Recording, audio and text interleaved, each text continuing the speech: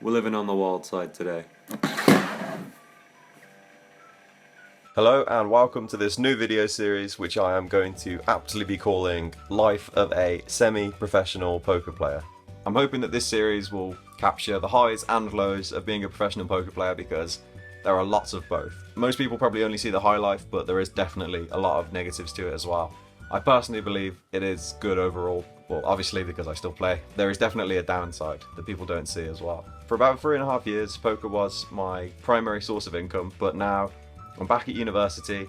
It's not my only focus in life anymore, and to be honest I'm quite happy about that, because when poker is the only thing that you do, you start to feel slightly like you have a lack of purpose. Back when I actually just played poker, a lot of the times it would be sleeping in till 5 PM, lounging around all day, getting up and going to the casino, staying at the casino until 7 AM or something like that, and then doing the same thing the next day. If you don't have another thing driving you, like another thing that you're committing to, then you can feel slightly unfulfilled. First of all, because it's been quite a few months since the last video, I'm going to do a sort of recount of the things I've been doing over the last few months, and what a ridiculous few months it has been. At the end of last year, I went to Comic-Con, which was kind of just like an explosion of nerds.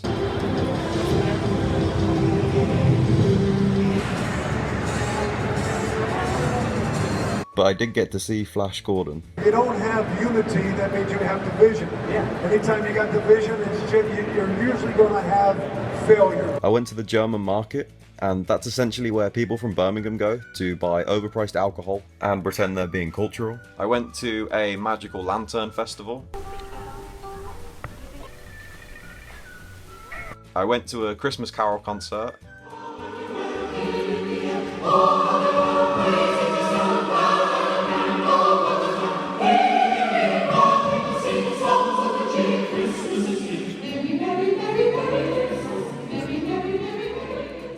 I went to see a Symphony Hall musical show.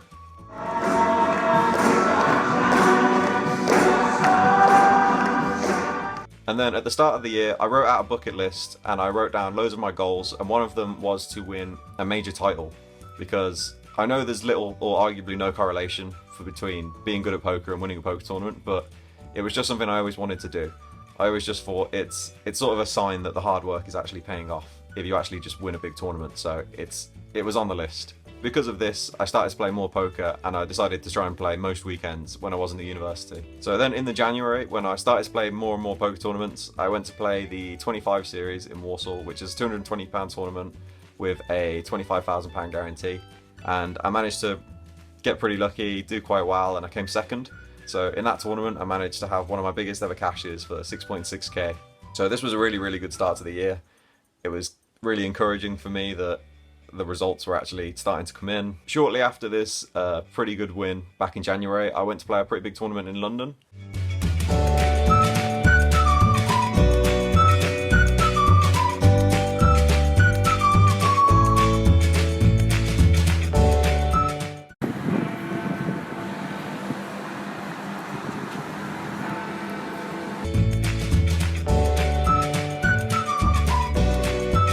And I did not win.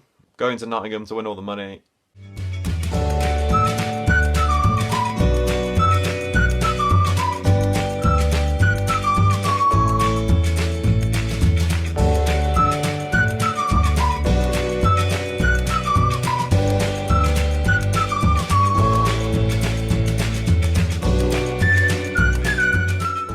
And I did not win. Another recent change for this year is I actually get staked to play poker now. I thought about it a lot, and basically this means that I have no risk at all. If I play poker online or if I play live poker, it's all paid for, all of my expenses, all of my accommodation, all of my tournament entries. The downside to this is when I win, I obviously have to give a pretty hefty percentage away, but I don't risk any of my own money. And I think being able to play without any risk is much more important than being able to win large sums of money for me right now, because it can feel so brutal when you lose significant amounts of money, especially when you do absolutely nothing wrong. I'm actually really happy about this currently. And fortunately for me, because I was staked, I was able to play a £440 tournament last weekend and somehow managed to win.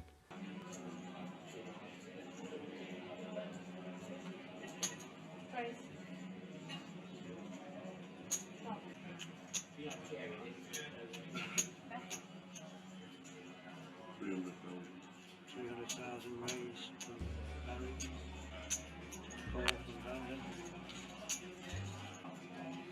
Ten cards is a seven of hearts. All in and a call. Pair of tens against pair of kings. River card. Two hearts and we have our champion. Congratulations to Brandon Shields. Winner just picked up, Brandon just picked up £27,000 for a first place. 2020 Series champion. Sheffield 2017. It still hasn't really sunk in, but that was one of the main goals on my bucket list for the next few years, and I've managed to do it in a few months. That's been one of my goals since I first started playing poker, at least since I was 18, so there's at least 3.5 years that I've been sort of hoping that this would happen, and now it has. I'm now reevaluating my goals, I'm moving them forward. It's going to be to win another title or a bigger title, and I'm just going to keep going forward from there. But as of about March, I've actually adopted sort of a yes man philosophy. It's essentially a guy that just decides, okay, I'm going to say yes to every single opportunity that presents itself to me. So I haven't exactly gone that far, but if there is something I'm on the fence for, then I'll just think, F it, I'll do it. In April, I was going to have about 3 weeks off for university. I wasn't really sure what to do with this time, and I thought I've always wanted to go to Thailand, but it's expensive and it's different and it's sort of a bit of a crazy thing to do. I literally just decided, F it, I'm going to book this trip, I'm going to go to Thailand, I'm going to go to Cambodia, I'm going to do all these things that I want to do with my free time because I want to do it, and poker has enabled me to do it, so why not? If there's anyone out there currently watching this video thinking, I've got this sort of idea, like I want to go travel to this place, or I want to take that job, or I don't know what it is. Maybe don't listen to me at all. What is holding you back from doing it? I think a good approach to this as well is to just think, how would I live differently if I only had 1 year to live? What are all the goals that I have in my life that I could achieve now? What would I be really ashamed to have not done with my life? And can I do it now? And if so, why have I not done it yet? Why am I not doing it now? If you can look at where you're going to be in 5 years and think, I don't like that, then you need to realign your course. You need to change something now to make sure that that is not true and you do like where your life is going. Maybe it wouldn't be the same for everyone, but at least for me, since I've had this ideology, I have been considerably happier as a person. The goal in life is not to make all of the money, it's to have the freedom. So, for example, if I just had enough that I could do what I wanted to do with my time, then that's what would make me happy. Or even better, if I did something for a living that I enjoyed doing, then that's essentially the same as not working, because if you like doing it, then it doesn't feel like work. And that's actually why I love poker so much, because when I play, I enjoy it, and it does have highs and lows, but at least overall, I always enjoy playing. If I'm being successful at the game, if I'm winning consistently, if I'm winning tournaments, if I'm making money at cash games and that sort of stuff, that's what makes me feel good about playing. It's not because I'm winning lots of money, it's because I'm doing well at something that I've studied and something I've worked really hard at. So my goal in poker isn't actually to make £100,000 or £1 million or anything like that. It's actually just to be as good as I can be. I mean, ideally to be the best there is. I don't necessarily think that's plausible, but that's the driving goal for me. And I'm just going to not stop playing until I get closer and closer to that goal. I think if you don't make the most of the time you've got, then you're doing yourself a disservice. I actually had a bit of a tough time at the start of March of this year, and I was having quite a few problems, which I won't go into details with, but what I've started to realise is it's not the severity of the problems that matter, it's how you deal with them. The better you approach things and the better resolutions you come up with, that's reflective of who you are. One of my favourite quotes is, when emotions run high, logic runs low. So sometimes you just have to step back and go, my thought process isn't necessarily rational right now, but I'm going to change that. I think that about does it for this video. In the next month, I'm going to be in Thailand, so I'm not going to be able to release another vlog for a while. My plan is to make a schedule. I'm going to try release them every fortnight or every month, but the next one won't be until probably early or mid-May, but then after that I'm going to try and be consistent, keep them every 2 weeks or every 4 weeks or however often I can manage to do them.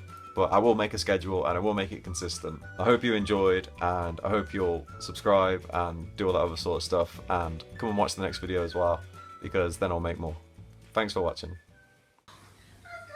Mum and Dad aren't very good at poker anymore, so it's really took its toll on the cost of living.